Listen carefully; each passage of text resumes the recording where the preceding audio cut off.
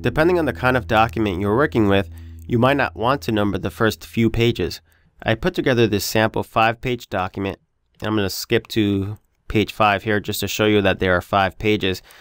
And I put together this document to show you how to start numbering on any page. All you really have to remember is that every page is based on a page style. I'm going to bring up the styles and formatting window with the keyboard shortcut F11, and I'm going to click on the page styles icon, and these are all the page styles Writer comes with. For any new Writer document, unless you apply a different page style, every page is based on the default page style. So all my pages here in this document are based on the default, and any change I make to the default will affect all the pages. So watch what happens if I apply a header to the default page style. And I can do that by right-clicking on the default page style and selecting Modify. To apply a header, simply go to the Header tab, check the header on box, and click OK. And now all the pages have a header because they're all based on the default page style. I'm going to go back up to the top. I'm going to click inside the header, and I'm going to insert page numbers by going to Insert, Fields, and selecting Page Number. And this is how you insert page numbers. Don't just manually enter numbers inside headers or footers. And as you can see now, all my pages are numbered. I'm going to skip to page 5 to show you that. So they're all numbered. They all have a page number inside the header.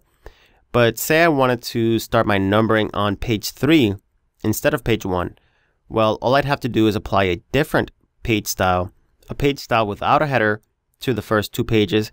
And I can easily do that from the styles and formatting window. So what I'm going to do is I'm going to apply the first page style, this style right here, and this style doesn't have a header, and I'm going to apply it to the first 2 pages. And to do that, I'm just going to click on page 1, double click on the first page style, and you can see that the header went away. Click on page 2, double click on the first page style.